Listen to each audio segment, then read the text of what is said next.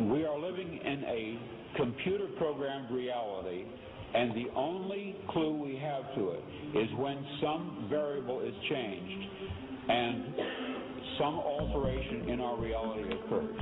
We would have the overwhelming impression that we were reliving the present, déjà vu, perhaps in precisely the same way, hearing the same words, saying the same words. I submit that these impressions are valid and significant, and I will even say this: such an impression is a clue that at some past time point a variable was changed, reprogrammed as it were, and that because of this an alternative world branched off.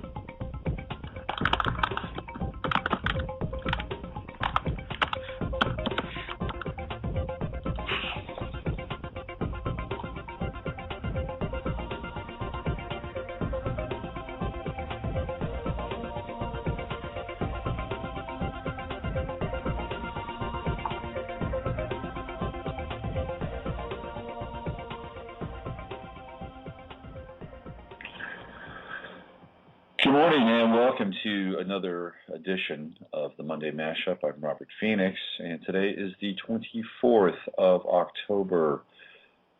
September. I'm moving ahead in time. Man, time, what is going on with time these days, by the way? Time has gotten very weird, obviously. Speaking of weirdness, I am a sports fan. Some of you might know that.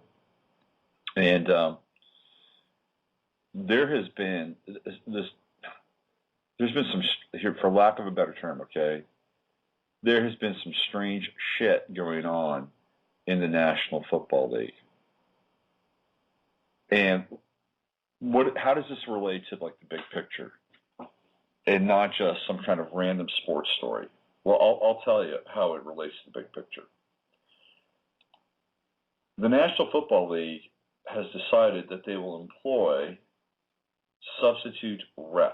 There's a strike with referees going on right now in the National Football League. Now, the referees are the authority of the game. What's interesting about the referees is that if you look at their outfits, their uniforms, they are dressed in black and white. And black and white is the color of duality. So the referee is the symbol of good and bad, right and wrong, just like the police cars in our society are black and white, good and bad, right and wrong. And as a result, they dispense justice based on a system of duality. Now, the referees in the National Football League, they're the only officiating body that does not do their officiating full time. Most referees have other jobs, meaning that they're lawyers or insurance adjusters, or they run businesses, or some of them are doctors. I mean, these are all professional people with other careers. They make, for their time as referees in the National Football League for 16 games and then some, $150,000 plus a year. So that's $150,000 on top of whatever other salary that they accrue from their other jobs. So one of the things that they also have is they have a pension plan. Now, the NFL is one of the biggest businesses, recreational businesses in this country.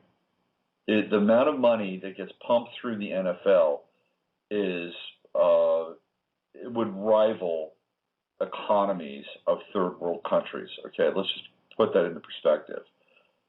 For roughly about 20 weeks out of the year. Now they've extended the season with the NFL draft and some other things, but it's about 20 weeks, which is roughly, not quite half a year. And so the money comes from obviously the TV contracts, advertising sales, merchandise sales, you name it. And then there's ancillary sales, which would be tickets, food, parking, and then there's all the jobs that are related to that. Think of the people that have to bring the food to the stadiums with their trucks, the people that have to sell the food, the people that have to move the merchandise from the containers, the shipping containers, which get dropped off in places like Long Beach and Seattle, get moved onto railway cars, taken to department stores or Amazon or sporting goods stores so you can buy your Michael Vick jersey or Tim Tebow jersey, all that stuff. Then there's ESPN and all the sports networks, because NFL is big time entertainment.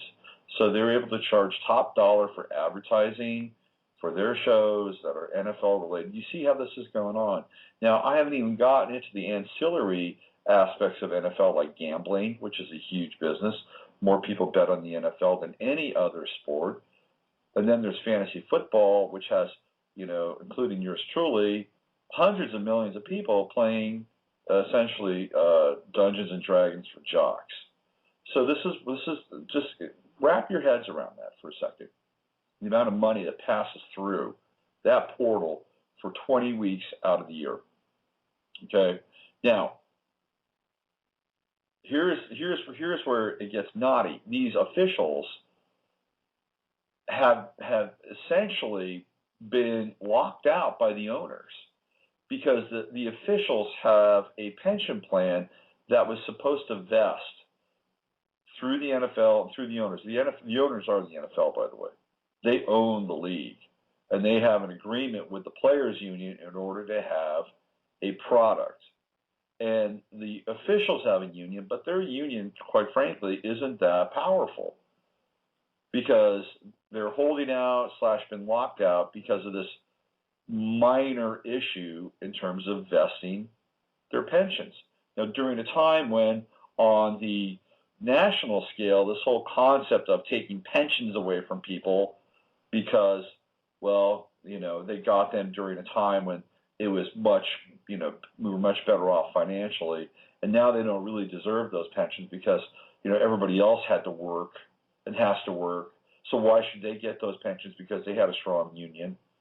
Screw those guys. The unions are the ones that got us into these problems in the first place. So that's kind of the mentality now that the NFL is piggybacking on with these officials. So what's happened? Well, they've brought in these replacement officials, and the replacement officials, just to give you an example of what it takes for a real official to referee a game. It takes at least, they've got to have 10 years worth of experience. And then it takes them another 10 years to get used to the nuances of the game, the speed of the game, understand the rule book of the NFL inside and out.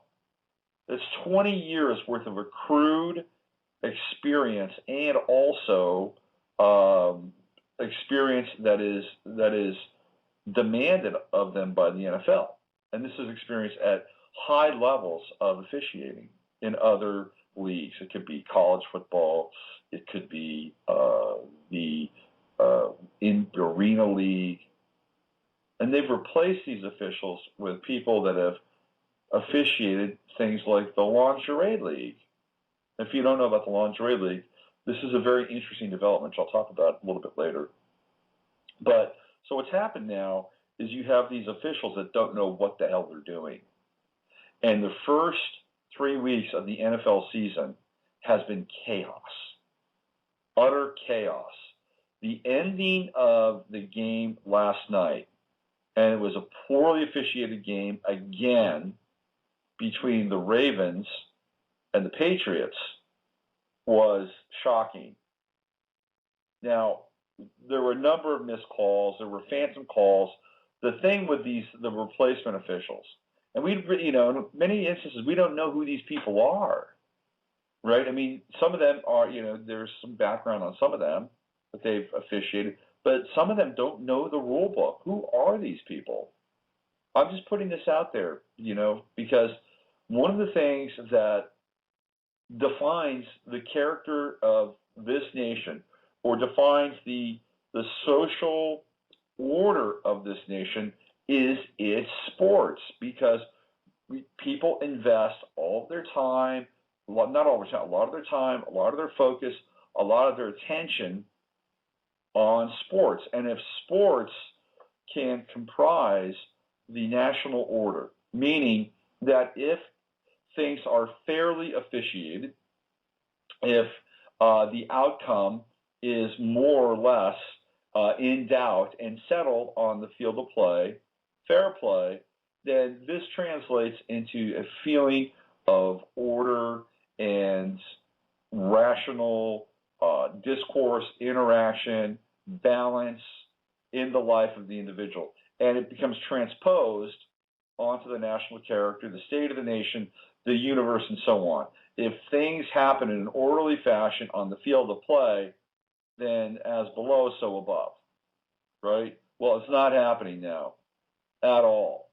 And in fact, one could liken this in some ways to anarchy. I mean, I'll tell you how bad it was yesterday. The San Francisco 49ers have a coach by the name of Jim Harbaugh, who is a Capricorn. He's got a stellium in Capricorn. I've talked about Jim Harbaugh before. He's a fascinating character. He kind of resembles a Knights Templar, to be honest with you. That's how he lives his football life, with that kind of fervor. I've also seen Harbaugh flash the Baphomet before plays take place. So he's got something going on.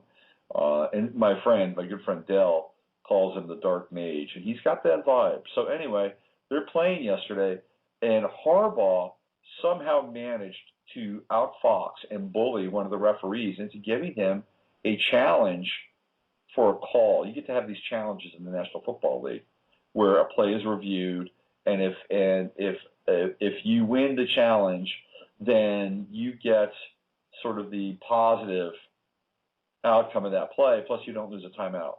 Well, Harbaugh found a play that was non-challengeable, and he convinced the ref that it was challengeable. And the ref went ahead and he gave him the challenge, and they won the challenge, and he didn't lose a timeout. He completely buffaloed the ref, and he knew it. He knew it. That's what he was doing. Well, it didn't help because they lost anyway. But you see what's going on here. There's a level now where the players and the coaches are saying, hey, we can manipulate these guys. They're like the substitute teachers. We can really fuck with them. So what's happening now is that the refs are officiating games in these really strange fashions.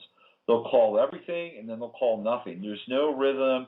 There's no cadence. And if you've watched the National Football League over the course of the last 20 years, you'll see that there is a rhythm and a cadence to a game for the most part, even if when they put in more TV timeouts and all that other stuff.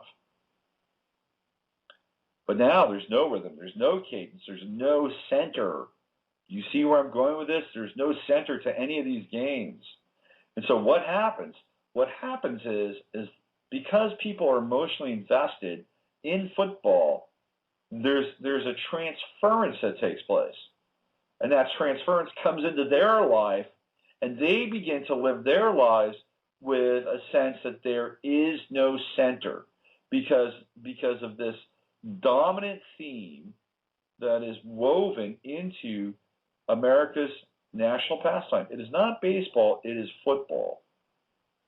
And it is coming apart at the center. The black and white, the duality of law and order is absent. And I am telling you right now, this is on purpose. This is not random. This is not the result of, it is partially the result of having inexperienced referees. That's been factored into the program. But this is on purpose. This is with intent. And the intent is to create this sense of chaos, of something fundamental breaking down, because sports are linked to the national identity. And I've had this conversation recently with Darren Williams, whom you've heard on the show, a.k.a. Taz, or Daz rather, and you can find him on Twitter. And Darren and I have talked at length about sports. He lives in Liverpool. I live here in the United States. And we talked about soccer. We talked about football. And I told him, I said, I think that they are consciously going to destroy football. And I'm sure a lot of you out there will clap your hands and say, great, about time. Let's move on to something more advanced, more enlightened. Well, before you applaud its demise, you need to understand what the ramifications of this are. The ramifications of it is that there are literally hundreds of millions of people in this country that are connected into the emotional circuit of this game. And when you unplug that emotional circuit, not from a sense that people say, you know what, I'm over it. I want to spend my Sundays with my family. I'm done. That's of their own volition. That's something completely different. And if somebody comes to that, I applaud them. I've gone through periods of my life where I wasn't really that into football on Sundays. I did other things.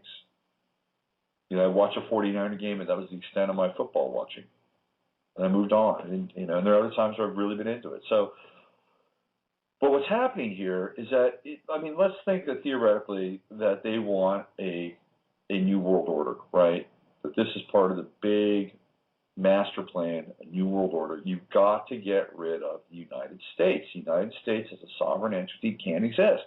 And how do you do that? Well, one of the things that you do is you begin to unplug these symbols of national identity. And football, first and foremost, is associated with the United States. So I was talking with Darren about this, and Darren had told me that there were a number of the owners of American football teams that are buying soccer franchises over in Europe. I knew that the Blazers had, but I was not aware that Lerner, the guy that owns the Cleveland Browns, he's bought a soccer franchise. Stan Kroenke, who owns the St. Louis Cardinals, they've bought a soccer franchise. John Henry, who owns the Boston Red Sox, he's bought a soccer franchise. Jerry Jones is thinking about buying a soccer franchise. So now what we're seeing American sports owners, franchise owners, begin to move into soccer as a viable form of not only just entertainment, but maybe even hedging and replacing income that they may lose if football takes a downturn. Now, I don't think football is going to end this year, although I'm going to tell you right now, it is going to be, it's going to take a major hit. And I'm going to go on record right now. I'm going to tell you that something will happen during this season that is really going to blow people's minds. Now, if you look at the Batman film with the Bane character, Batman, and the latest Batman movie, Dark Knight Rises, if you watch that film, there is a scene in that movie which takes place in Pittsburgh where a bomb goes off in the stadium and essentially the entire field just collapses. And this is a precursor, by the way, of what's happening with football in America, that the bottom is falling out of football in America. Now, a bomb may not go off in a stadium, although there's always that potential, but there is certainly a bomb going off right now in the sport. And I'm gonna go out on a limb here, maybe not too big of a limb, and I'm going to say that something catastrophic is going to happen at a game this season. Now, it might be a player that will be injured, considerably injured, as a result of the poor officiating, or it could be something far greater than that. But the sport is wobbling in a very big way. Very, very big way. So that's what's going on with football right now, and it's being dismantled.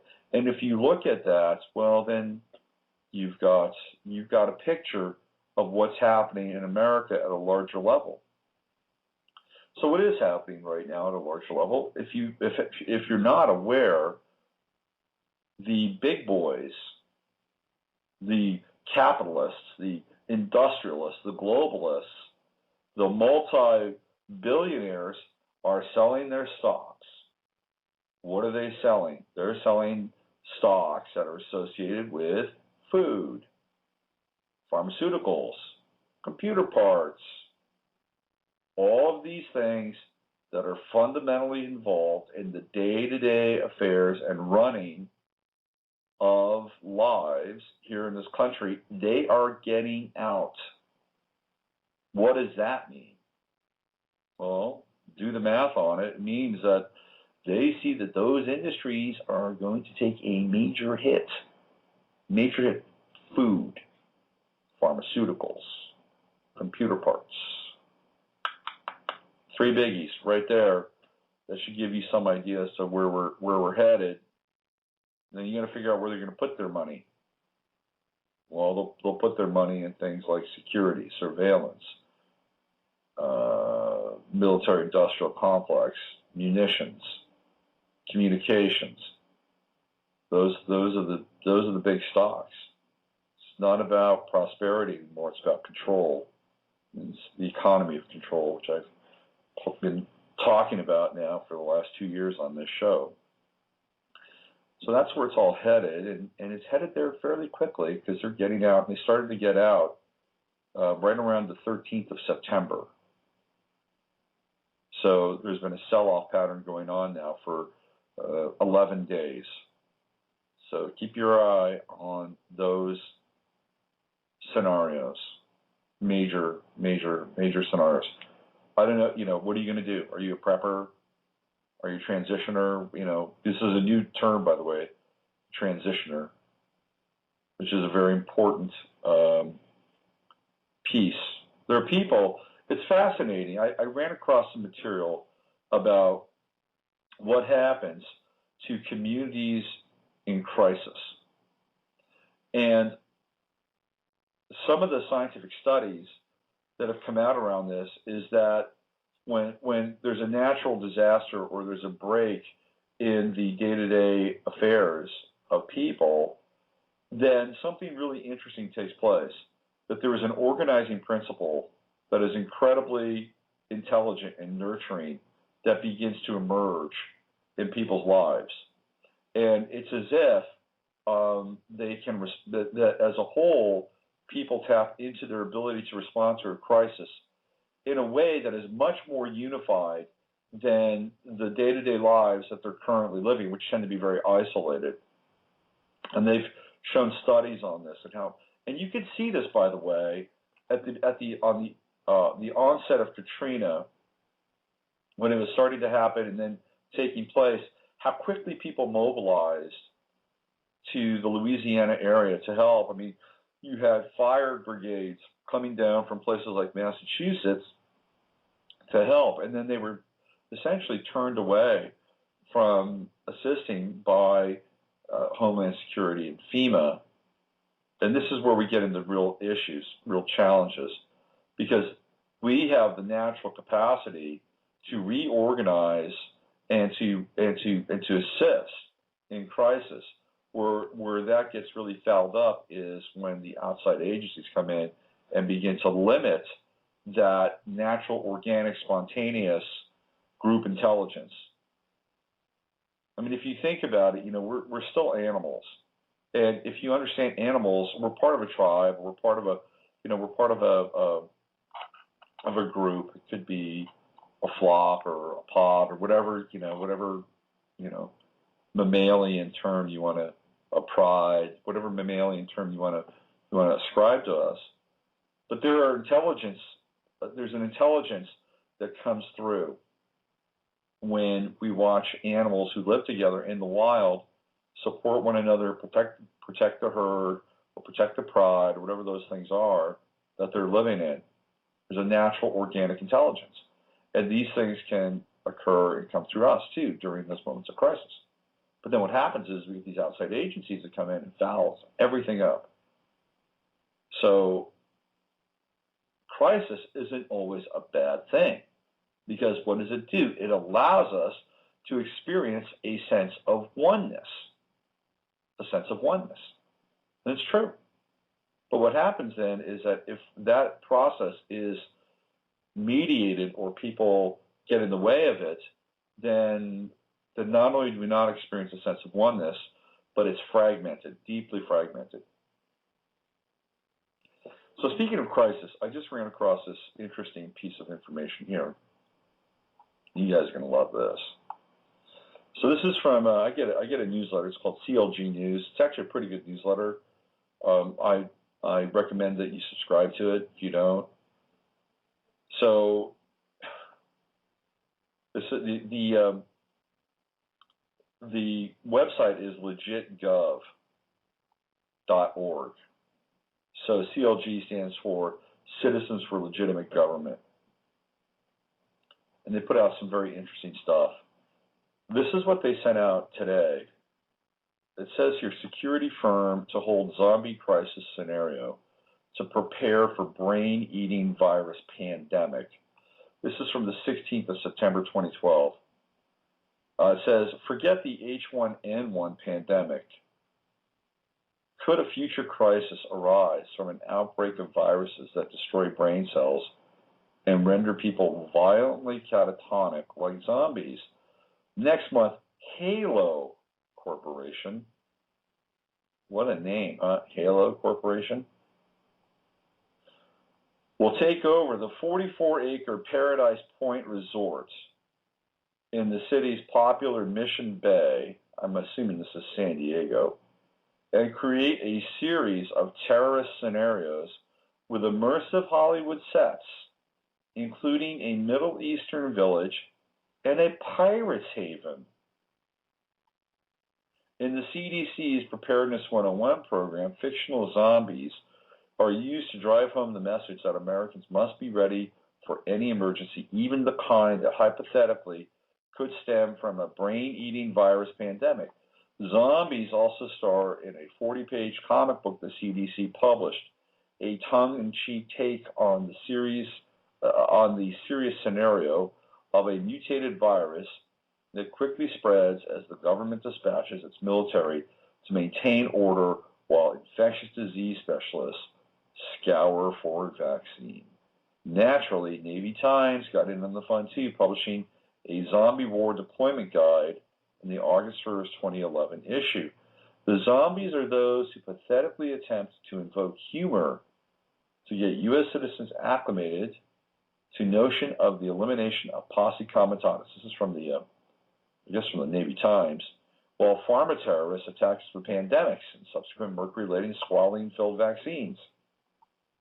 Halo Corporation to train military law enforcement on virus outbreak, zombie apocalypse training. Security from Halo Corp announced yesterday that about 1,000 military personnel, police officials, medical experts, and federal workers will learn the ins and outs of a zombie apocalypse as part of an annual counterterrorism summit, according to Military Times. Visitors will learn to deal with worldwide pandemic where people become crazy, violent, and fearful. Earlier this month, the Department of Homeland Security reported that zombies are coming as part of a hilarious bid to get citizens to prepare for a real disaster. The CDC has released similar statements using zombies as a playful guise to get the public prepared for U.S. lab-generated actual disasters. U.S. lab-generated, the in quotes, put in there by the people from Citizens for Legit Government. So there you go. The zombie wars are coming to a town near you. So how does this fit in with everything? Okay. The zombie apocalypse is pure chaos. It's madness, is what it is. And what are we seeing in the National Football League? We're seeing madness. We're seeing chaos. We're seeing anarchy. Players taking plays to the far extent of where they can take them. Hitting after the whistle blows. doing things to players, other players, where the new refs just who are not nuanced cannot see these things. So this is, and if you think about it, again, if you think about this, football is transmitted to millions and millions of people, not just in this country, but around the world. So this meme of chaos and anarchy and the center unloosening is being interpreted and embodied by people who watch the event. And football is something that we key into emotionally. All sports have an emotional resonance, and that's where the buy-in is. It's on an emotional level. So when you go there and you get emotional, you're not only feeding that beast, but you're also being opened up, and the feelings, the symbols, the imagery, the energy is coming into you at a level where you are not necessarily protected, or your attention is down. So it's kind of like, in some ways, a virus. So we're seeing both of these things take place right now. We're seeing what's happening with football and chaos, and now we're seeing this whole zombie thing. This is not the first, by the way. I think it's like maybe like the fifth or sixth major zombie exercise that's taken place in the U.S. over the last 6 months. But think about it. This thing's going to go on for a month. They're going to have 1,000 military personnel, police officials, medical experts, and federal workers. That's a lot of people. That is a lot of people. And guess who's paying them? Yeah, you are. We are. We're paying for all this to take place. It's really, it's insane. It's totally insane. Everything about it's insane. But what's happening is that they're conditioning people to get used to madness. Because madness is coming. It is coming to a theater near you. Trust me, it is coming. And people are going to get to this point where they're going to be oversaturated, and they're not going to be able to handle stuff. On one level. On another level, it'll probably be activated as well. You know, one of the things that I talked about and got me in trouble with a listener was the end of the Illuminati clock, which took place on 9/9. And then right after that, there was the killing of Ambassador Stevens and 3 others in the embassy in Libya. And I talked about, well, you know, perhaps what happened during 9/9 is, you know, we had a gateway or a portal open, and there were these demons, these entities that came through. And some guy said, you're just like David Wilcock, Stargate, blah, blah, blah, blah, blah, Dre, blah, blah, blah. I'm tired of you people. But what if that is really the case? What if that is the case? That all of a sudden now we are dealing with extra-dimensional entities as a result of these activities, these global rituals, these global matrix rituals that have been taking place for, you know, the last 4 or 5 years, really intensely. So now we've got the energetic stuff coming through. We've got whatever it is they're spraying in chemtrails. We've got the ELS. We've got the scalar wave frequencies. It's all kind of primed and ready to go. And now we've got the national pastime unraveling its center, where there's madness and chaos and everything else that will mirror what potentially could take place. So what do we do? How do we deal with this? Is it real? Do we need to even worry about it? Well, if you're not thinking about it, then you're either a fool or you're completely shut down. And I don't think people are shut down. I really don't. I think people are far more sensitive and open than we give them credit for. But what they do with that sensitivity and openness is a whole other issue. So here's my suggestion again, and this is just one man's opinion, but I think that it would behoove everybody listening to this broadcast right now and from this point forward to really go inside yourself and to check yourself and find out, where you are in terms of your faith, in terms of things that you don't really feel clear about. And when I say don't feel clear about it could be, where are you holding a resentment, or where are you holding a grudge? What would you like to share with somebody that would bring balance into their life and yours in a way that maybe you don't have time to share? I guess what I'm sharing with you is that we're on the clock, and that it would behoove you to get as present as possible and have some real deep connection with your version of God and God within. I think it's really important. I think the people that are going to get through this time are the people that are going to be humble. They're people that are going to be respectful. There are people that are going to be loving, and there are people that are going to be faithful.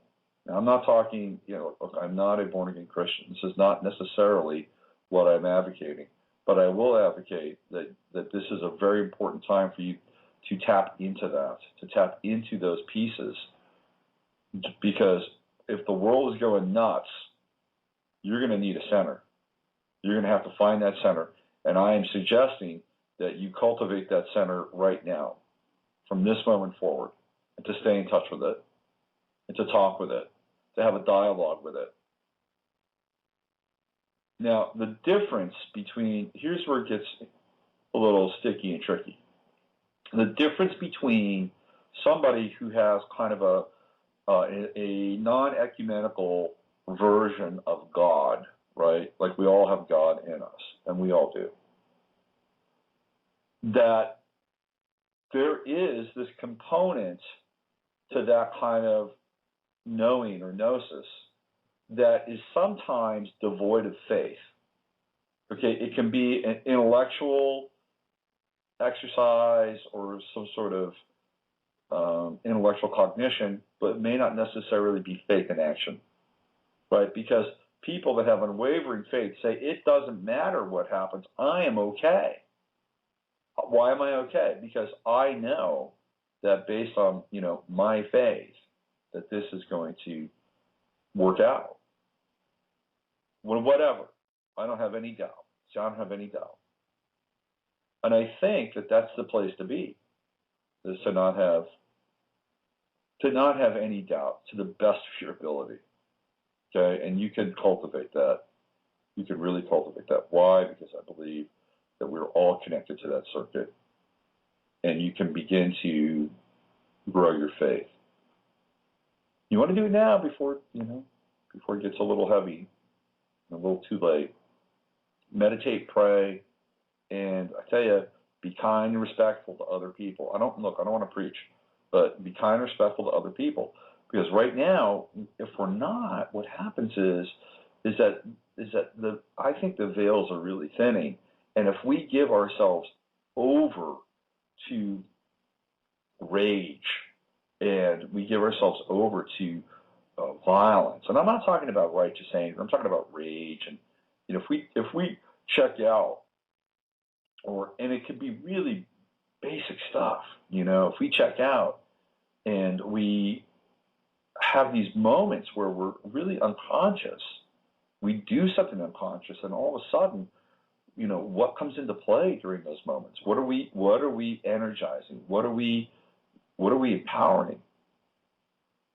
William Blake has a great saying, and the saying is, damn braces and bless relaxes. So we can go to the blessing part. Figure out how to treat somebody kindly, how to treat somebody like they're an aspect of God. Namaste. God and me, meets and greets the God in you. And this is where we get challenged a little bit. But this is the type of resonance and vibration that I think we need to cultivate right now. Bringing this into the astrological realm, when we move into Saturn and Scorpio, with the true node in Scorpio, to a lesser extent Mars in Scorpio, because it's going to be moving on. It's going to get into Sagittarius. But really, with the true node and with Saturn, we're dealing with underworld energies. That's what Scorpio is. It's the underworld. It's exactly what it is. It is the underworld. Scorpio is death. Scorpio is sex.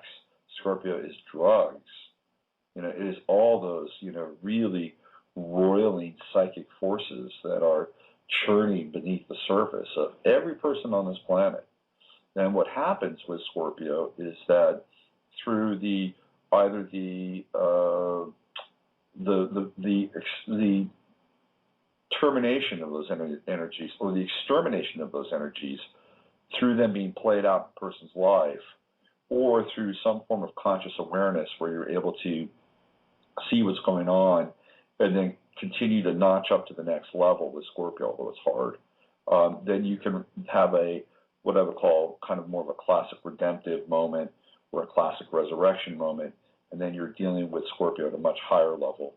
You're dealing with Scorpio from a visionary place. You're able to anchor both the root chakra and the second chakra primarily, and the third eye, vision and instinct. And sometimes you have to work through. So Scorpio is a very alchemical sign. It's a very, very alchemical sign. But that's where we're headed. And one of the things, so let's look at it like this, okay? Let's say, for instance, in your own life, that you have to become aware of your complexes, or you have to become aware of your obsessions, or you have to become aware of your demons in order to know them, to face them, to exercise them, to invoke a higher power or inner strength in order to get rid of them, whatever that thing is, right? But you have to come in contact with them. Like in a moment of initiation, you can go into any culture in this country, if they have a ritual, there is a part of that ritual where they must face their fear. They must face their demon, right? If you go to the sun dance, you're spinning around that stake in the middle of the ground, and you have to get to this point where you got to rip that flesh out. What's that going to feel like? Is it going to hurt? Are you going to bleed to death? You've been fasting, you've been singing, you've been drumming, you're delirious. Who knows what else comes in during that time? And then that moment comes and snap. That's just one manifestation of it. There's other manifestations. You go back to ancient Egypt, and you get into the temple rituals. You literally have to face your own death, and then you come through, and you're a magi. So that is like the early stages of Saturn in Scorpio. That's what's going to happen. We're going to see this stuff. It's going to be out there. Not necessarily from an individual standpoint, but from a collective level, we're going to witness the madness.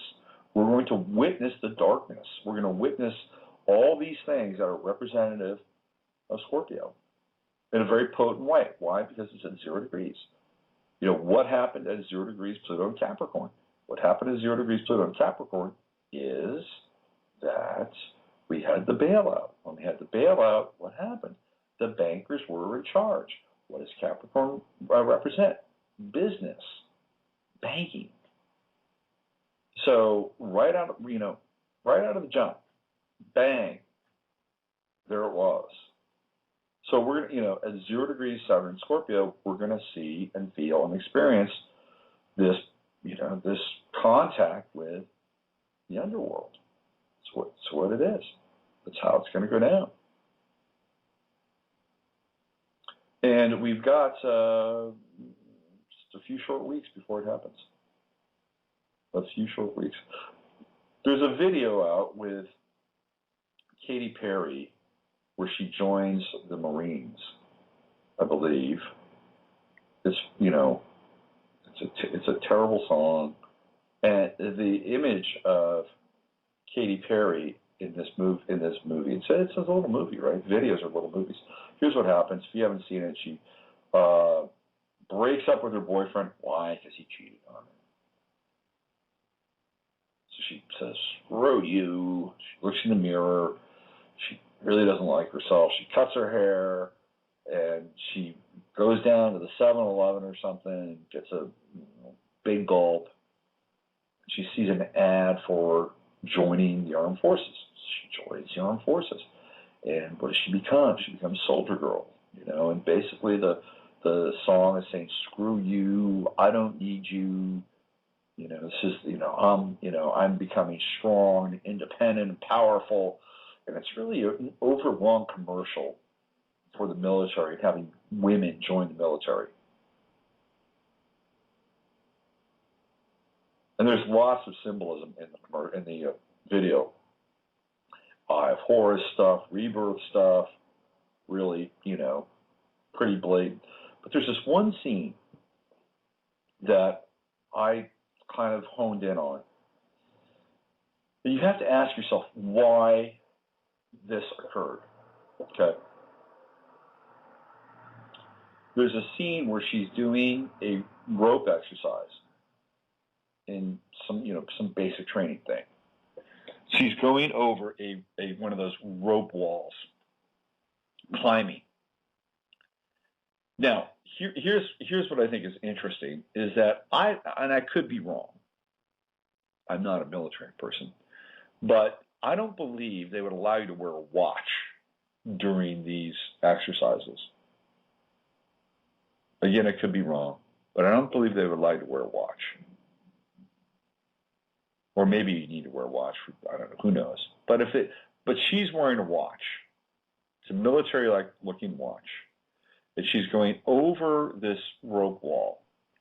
And there's a scene where they zoom in on her wrist. And the frame with her watch face lasts a good, almost 5 seconds. And in a music video, 5 seconds on one shot is a long time. So I asked myself, why did they do that? Why didn't they just show her going over the rope wall? But why did they focus on her watch for that period of time? Why didn't they focus on her eyes or her mouth while she was mouthing the words of the song? Well, I went back and I looked at the watch and I froze the frame. You can find it on YouTube, this video. And I wanted to find out what the time was on the watch. And it says 10:11. So it was 11 after 10 in the morning.